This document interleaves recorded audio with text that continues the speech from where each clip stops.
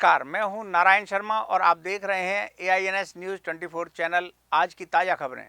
छत्तीसगढ़ में income tax और ED विभाग के माध्यम से तख्ता पलट करने की चर्चाएं हो रही हैं। मार्च 2020 में भी मुख्यमंत्री भूपेश बघेल के करीबियों के यहां इनकम टैक्स और ईडी की रेड डाली गई थी। उनमें मुख्यमंत्री सचिवालय की उप सचिव सौम्या चौरसिया का नाम बहुत ज़्यादा चर्चित रहा। उस समय विवेक ढांड, कमलेश जैन, अनिल टुटेजा आदि के नाम भी चर्चा में थे। जुलाई 2022 की रेड में भी सौम्या चौरसिया, अनिल टुटेजा, सूर्यकांत तिवारी, लक्ष्मीकांत तिवारी और अजय नायडू के ठिकानों में दबिश दी गई। सूत्रों से प्राप्त जानकारी के अनुसार 3 जुलाई को इनकम टैक्स के अधिकारी जांच पड़ताल करके चले गए। फिर भी सौम्या चौरसिया के निवास स्थान सूर्या रेजिडेंसी भिलाई के अंदर बाहर भारी पुलिस बल दिखाई दिया। अभी तक इनकम टैक्स को क्या मिला, इसका खुलासा नहीं किया गया।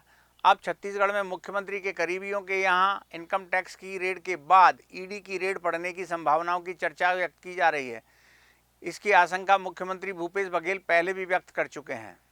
छत्तीसगढ़ के मुख्यमंत्री भूपेश बघेल के करीबियों के यहां पड़ रहे इनकम टैक्स के छापों के अलग अलग मायने निकाले जाने की चर्चा है।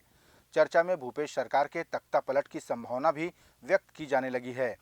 पिछले वर्ष 2020 और इस वर्ष के जुलाई माह में कांग्रेसी नेता सूर्यकांत तिवारी, मुख्यमंत्री सचिवालय की उप सचिव सौम्या चौरसिया और इनसे संबंधित ठिकानों पर इनकम टैक्स की रेड डाली गई। मुख्यमंत्री भूपेश बघेल ने कुछ दिनों पूर्व इनकम टैक्स और ईडी की कार्यवाही छत्तीसगढ़ में होने की आशंका भी व्यक्त की थी, जो सही साबित हो रहे हैं। जानकारी के अनुसार इनकम टैक्स की इस कार्यवाही को राजनीतिक चश्मे से भी देखा जा रहा है और भविष्य में तख्ता पलट की चर्चाएं जोरों पर हैं। मुख्यमंत्री भूपेश बघेल अपने भेंट मुलाकात कार्यक्रम के जरिए लोगों का दिल जीतते नजर आ रहे हैं। वे इस दौरान लोगों से खुलकर बात कर रहे हैं, साथ ही विकास कार्यों की सौगात भी दे रहे हैं। मुख्यमंत्री अपनी सभाओं में बच्चे, बूढ़े, महिलाओं से सवाल जवाब करते रहते हैं। वे समूह की महिलाओं से गोधन न्याय योजना की जानकारी लेकर उनकी आमदनी भी पूछते हैं। प्रदेश के मुख्यमंत्री भूपेश बघेल अपने भेंट मुलाकात कार्यक्रम के दौरान प्रदेश के सभी जिलों में जा रहे हैं। आम लोगों और बच्चों से वे खुलकर बात भी कर रहे हैं। कोरिया जिले के बैकुंठपुर और अन्य गांवों को मुख्यमंत्री ने कई सौगातें दी हैं। कई जनपद पंचायतों को नगर पंचायत बनाए जाने की घोषणा भी मुख्यमंत्री ने की है। मुख्यमंत्री अपनी हर सभा में समूह की महिलाओं से संवाद स्थापित करते हैं। वे उनसे गोबर खरीदी और वर्मी कंपोस्ट बनाए जाने से लेकर उनकी आमदनी तक की जानकारी लेते हैं। रायपुर जिले के नए कलेक्टर सर्वेश्वर नरेंद्र भूरे ने अपना पदभार ग्रहण कर लिया है। उन्होंने कहा कि उनकी प्राथमिकता शासन की कल्याणकारी योजनाओं का लाभ जनता तक पहुंचाना है। कलेक्टर ने यह भी कहा कि मूलभूत सुविधाओं का सही क्रियान्वयन और राजस्व के मामले पर उनका फोकस रहेगा। राजधानी रायपुर के नवपदस्थ कलेक्टर सर्वेश्वर नरेंद्र भूरे ने अपना कार्यभार संभाल लिया है। नए कलेक्टर ने बताया कि वे शासन की कल्याणकारी योजनाओं को जनता तक पहुंचाएंगे। साथ ही पेंशन योजना और राजस्व के मामलों पर ज़्यादा ध्यान दिया जाएगा। बता दें कि रायपुर के नवनियुक्त कलेक्टर श्री भूरे इसके पूर्व दुर्ग जिले की कमान संभाल रहे थे। हमारा कोशिश यही रहेगा कि जो शासन की विभिन्न महत्वाकांक्षी योजनाएं हैं उसका क्रियान्वयन सही तरीके से और जो मूलभूत सुविधाएं हैं उसका लाभ लोगों को मिले। फोकस रहेगा कि जो छोटी छोटी चीज़ें हैं जिसकी वजह से लोगों को भटकना पड़ता है उसमें ऐसी स्थिति ना निर्मित हो। पेंशन, राशन कार्ड और राजस्व के मामलों में विशेष रूप से फोकस रखेंगे। स्वास्थ्य और शिक्षा को भी एक प्राथमिकता पे रखा। प्रदेश के मुख्यमंत्री भूपेश बघेल के द्वारा उदयपुर की घटना के आरोपियों के साथ भाजपाइयों के संबंध पर स्थिति स्पष्ट करने की बात पर पूर्व मुख्यमंत्री डॉक्टर रमन सिंह ने इसे आवश्यक न होना बताया और कहा कि तुष्टीकरण की राजनीति भाजपा ने कभी नहीं की और न ही करेगी। छत्तीसगढ़ के मुख्यमंत्री भूपेश बघेल ने उदयपुर की घटना के आरोपियों से भाजपाइयों के संबंध पर स्थिति स्पष्ट करने की बात कही थी, जिस पर पलटवार करते हुए भाजपा के पूर्व मुख्यमंत्री व राष्ट्रीय उपाध्यक्ष डॉक्टर रमन सिंह ने कहा कि हमारी पार्टी को स्थिति स्पष्ट करने की आवश्यकता नहीं है। तुष्टीकरण की राजनीति भाजपा ने न कभी की है और न ही करेगी। को कोई स्थिति स्पष्ट करने की जरूरत नहीं है और ये बड़ा साफ विषय है। हिंदुस्तान में एक ही राजनीतिक दल है जो सांप्रदायिकता और तुष्टीकरण के खिलाफ पूरे दुनिया में जाना जाता है कि भारतीय जनता पार्टी एक ऐसी पार्टी है जिसका जन्म ही हुआ तुष्टीकरण के खिलाफ।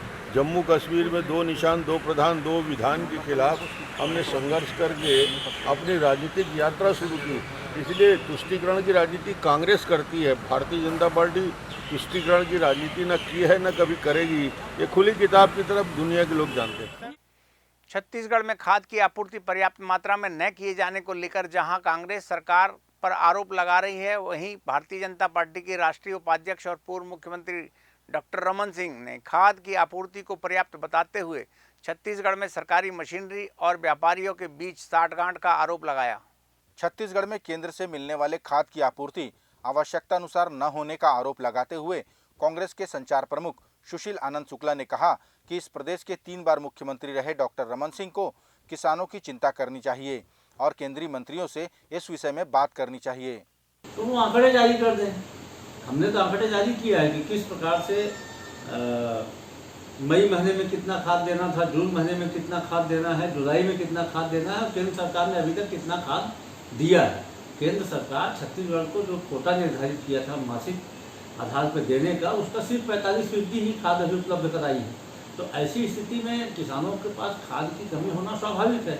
डॉक्टर रमन सिंह गाल बजाने के बजाय इस प्रदेश के जिम्मेदार नेता हैं, 3 बार के मुख्यमंत्री रहे हैं, राष्ट्रीय उपाध्यक्ष हैं, उनकी पहुंच केंद्रीय नेताओं तक है। उनके माध्यम से छत्तीसगढ़ को खाद दिलाए, न कि केंद्र सरकार का छत्तीसगढ़ विरोधी रवैये पे पर्दा डालने के लिए बहानेबाजी करें। इधर कांग्रेस के आरोप पर बोलते हुए पूर्व मुख्यमंत्री डॉक्टर रमन सिंह ने कहा कि केंद्र से छत्तीसगढ़ को पर्याप्त मात्रा में खाद दिया जा रहा है। यहां व्यापारियों को लाभ पहुंचाने के लिए मिली भगत से खाद का संकट निर्मित किया जा रहा है।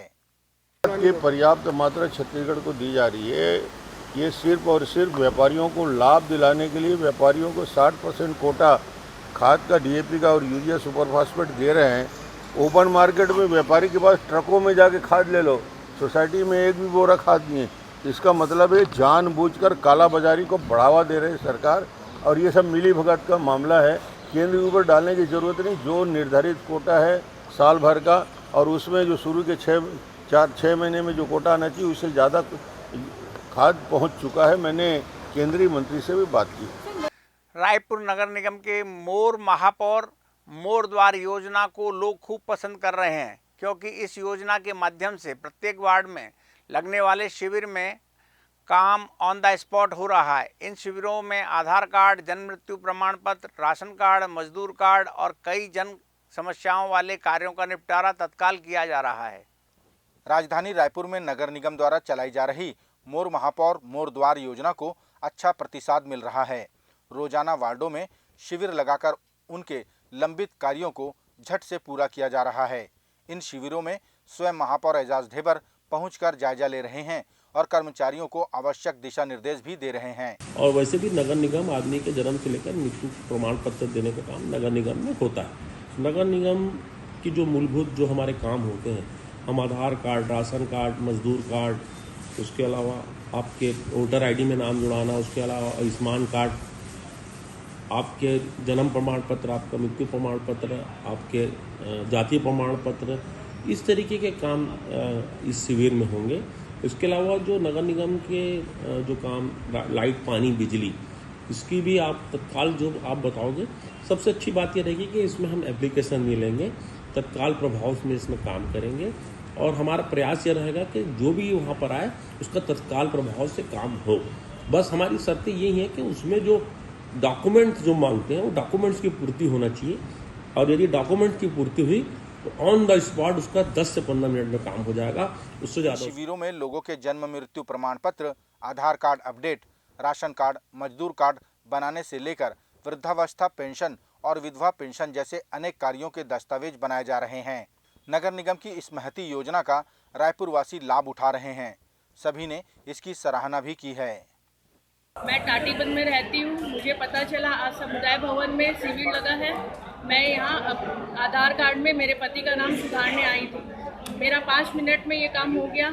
और मैं राशन कार्ड और मजदूर कार्ड बनवाने आई थी। मेरे पैर में चोट लगने के कारण ना महापौर जी ने मेरा राशन कार्ड और मजदूर कार्ड तत्काल बना दिए। थैंक यू महापौर जी। अपने तेलंगाना प्रवास से लौटने के बाद पूर्व मुख्यमंत्री और भाजपा के राष्ट्रीय उपाध्यक्ष डॉक्टर रमन सिंह ने बताया कि वहां वरिष्ठ नेताओं का मार्गदर्शन प्राप्त हुआ। उन्होंने यह भी कहा कि राष्ट्रीय कार्य समिति की बैठक में निर्णय लिया गया है कि जिन जिन राज्यों में भाजपा सत्ता से दूर है वहां मेहनत और ज़्यादा करने की जरूरत है। तेलंगाना से लौटने के बाद पूर्व मुख्यमंत्री डॉक्टर रमन सिंह ने बताया कि पार्टी के वरिष्ठ नेताओं के बीच वहां आयोजित राष्ट्रीय कार्य समिति की बैठक में कई मुद्दों पर चर्चा हुई। उन्होंने बताया कि जिन राज्यों में भाजपा सत्ता से दूर है वहां आगामी चुनाव में जीत दर्ज करने के लिए पार्टी को ज़्यादा मेहनत करनी पड़ेगी। डॉक्टर सिंह ने यह भी कहा कि तेलंगाना में वरिष्ठ नेताओं का मार्गदर्शन भी मिला। और 2 दिन आखिरी राष्ट्रीय कार्य समिति की बैठक हुई, जिसमें मूलतः राष्ट्रीय पदाधिकारियों की जो बैठक होती है उसके बाद फिर पूरे कार्य समिति की बैठक होती है। तो प्रमुख हमारे नेतागण अलग अलग प्रस्ताव पे अपनी बात रखे। राजनाथ सिंह जी ने राजनीतिक प्रस्ताव पे चर्चा की, माननीय अमित शाह जी ने ये राजनीतिक परिदृश्य पर चर्चा बातचीत किया, माननीय प्रधानमंत्री जी का मार्गदर्शन पूरी तरीके से मिला और नड्डा जी का विषय रहा। और कुल मिलाकर जो ऑर्गेनाइजेशन का स्वरूप नीचे स्तर तक, ग्रॉस रूट तक ले जाने के लिए जो कार्य योजना बनी थी, अभी जो हम लोग बूथ स्तर तक गए थे और बूथों का गठन किए थे, अब उसका क्रियान्वयन करने का समय आया है। और राष्ट्रीय कार्य समिति में इसी बात को लेकर चर्चा हुई कि भारतीय जनता पार्टी का विस्तार हो गया है। 18 राज्यों में सरकार, मिली जुली सरकार भी बन चुकी है। पूरे देश में आज सबसे ज़्यादा सांसद और विधायक बन गए हैं, और उसके बाद भी कुछ राज्य बाकी है जहां भारतीय जनता पार्टी कहीं न कहीं उस शीर्ष पे नहीं पहुंच पाई है। उन राज्यों में कैसे हम भारतीय जनता पार्टी को और आगे बढ़ाने की दृष्टि से कार्य योजना बना सकते हैं, उसमें असम की, उसमें जो ऐसे प्रांत हैं, केरल है, पश्चिम बंगाल है, कर्नाटक में हमारी सरकार है, छत्तीसगढ़ है, अन्य राज्यों में हम इसका विस्तार कैसे कर सकते हैं, इस पर भी माननीय अध्यक्ष जी का मार्गदर्शन हुआ। और अभी तक आपने सिर्फ नेताओं के मुर्दाबाद के नारे सुने होंगे, लेकिन ये पहली दफ़ा होगा जब किसी कलेक्टर के नाम के मुर्दाबाद के नारे लग रहे हैं। जी हाँ, यह वाक़या है छत्तीसगढ़ के रायगढ़ ज़िले का, जहां कलेक्टर भीम सिंह का तबादला हो चुका है। तबादले की खबर से वहां के मजदूर इतने खुश हैं कि उन्होंने मिठाइयां भी बांट दी। मजदूरों का आरोप है कि उन्होंने कलेक्टर भीम सिंह से एक शेड बनाने की मांग की थी, जो उन्होंने कभी पूरा नहीं किया, इसलिए मजदूर उनके तबादले से खुश हैं। बता दें कि अब भीम सिंह की जगह कलेक्टर के रूप में रानू साहू चार्ज लेंगी। यह पहली बार देखने में आया है कि किसी जिले के कलेक्टर का तबादला हो गया हो और एक वर्ग मिठाई बांटकर खुशी मना रहा है। जी हाँ, ये तस्वीर रायगढ़ के पूर्व कलेक्टर भीम सिंह की है, जिनका ट्रांसफ़र हो गया है। उनके ट्रांसफ़र से मजदूर वर्ग काफ़ी खुश है, क्योंकि उनकी शेड निर्माण की मांग को भीम सिंह ने कलेक्टर रहते हुए कभी पूरा नहीं किया। मजदूरों ने बताया कि तपती धूप और बरसात में उन्हें बिना शेड के रहना पड़ता है। अब मजदूरों को नए कलेक्टर से आशा है कि वे उनकी मांग को ज़रूर पूरा करेंगे। बता दें कि राज्य शासन ने भीम सिंह की जगह रायगढ़ कलेक्टर के रूप में रानू साहू को पदस्थ किया है। केंद्रीय मंत्री गिरिराज सिंह का छत्तीसगढ़ दौरा रद्द हो गया है। इसे लेकर कांग्रेस ने भाजपा पर टिप्पणी कर दी। कांग्रेस की टिप्पणी पर बोलते हुए भाजपा के प्रवक्ता अमित चिमनानी ने कांग्रेस को चुनावी घोषणा पत्र के वादे याद दिला दिए। चिमनानी ने कहा, कांग्रेस के 71 में से 34 विधायकों का परफॉर्मेंस ठीक नहीं है। यह कांग्रेस के ही सर्वे में सामने आया है। केंद्रीय मंत्री गिरिराज सिंह का छत्तीसगढ़ दौरा रद्द होने को लेकर कांग्रेस पार्टी ने निशाना साधा है। संचार विभाग के प्रमुख सुशील आनंद शुक्ला ने कहा कि भाजपा में सामंजस्य का अभाव है, इसलिए केंद्रीय मंत्री का दौरा रद्द किया गया है। भारतीय जनता पार्टी की गुटबाजी और सिर फुटौल से परेशान होकर और यहाँ का कार्यक्रम असफल हो जाएगा, इस भय के कारण गिरिराज सिंह ने अपना छत्तीसगढ़ का दौरा रद्द कर दिया। गिरिराज सिंह यहाँ पे 5 दिन के दौरे पे आने वाले थे। बहुत सारे उनके संगठनात्मक कार्यक्रम थे, लेकिन जिस प्रकार से भारतीय जनता पार्टी के नेताओं में सामंजस्य का अभाव है और जो स्थिति भारतीय जनता पार्टी की छत्तीसगढ़ में है, उसके देखते हुए गिरिराज सिंह को यह समझ आ गया कि यहाँ पे उनका दौरा सुपर लाभ साबित होने वाला है और इसीलिए उन्होंने छत्तीसगढ़ का अपना दौरा रद्द कर दिया। कांग्रेस की टिप्पणी पर जवाब देते हुए भाजपा के प्रवक्ता अमित चिमनानी ने कहा कि कांग्रेस टिक्का टिप्पणी से बाज नहीं आएगी। उन्होंने कहा कि कांग्रेस पार्टी अपने ही वादे पूरे नहीं कर पा रही है और भाजपा पर टिप्पणी करती है। केंद्रीय मंत्री जब आए थे यहाँ दौरा कर रहे थे लगातार तो भी इनको दिक्कत थी। अब किन्हीं कारणों से वो अभी दौरा स्थगित हुआ है तो भी इनको राजनीति करनी है। तो जो सरकार वादे पूरे नहीं कर पाई, पूरी तरीके से हर मोर्चे पर विफल रही, जनता की नाराजगी इतनी है कि खुद के उनके मंत्री कहते हैं कि हम वादे पूरे नहीं किए तो मुंह दिखाने के काबिल नहीं रहेंगे। 71 में से 34 विधायकों का परफॉर्मेंस बिल्कुल खराब है, ये खुद का कांग्रेस का सर्वे कह रहा है। तो हमारे केंद्रीय मंत्रियों और भाजपा पर टिप्पणी करने से पहले अपने गिरबान में कांग्रेस झांके। और जिस प्रकार कांग्रेस पूरे देश से विलुप्त हो गई, बाकी बचे हैं 2 प्रदेश, वहां से भी जल्दी विलुप्त हो जाएगी। ये थे आज के प्रमुख समाचार। आप देख रहे थे AINS न्यूज़ 24 यूट्यूब चैनल। कल फिर मिलेंगे ताज़ा तरीन समाचारों के साथ। तब तक रोजाना की ताज़ा खबरों के लिए आप हमारे लोकप्रिय यूट्यूब चैनल AINS न्यूज़ 24 को सब्सक्राइब, लाइक और शेयर करना ना भूलें। नमस्कार।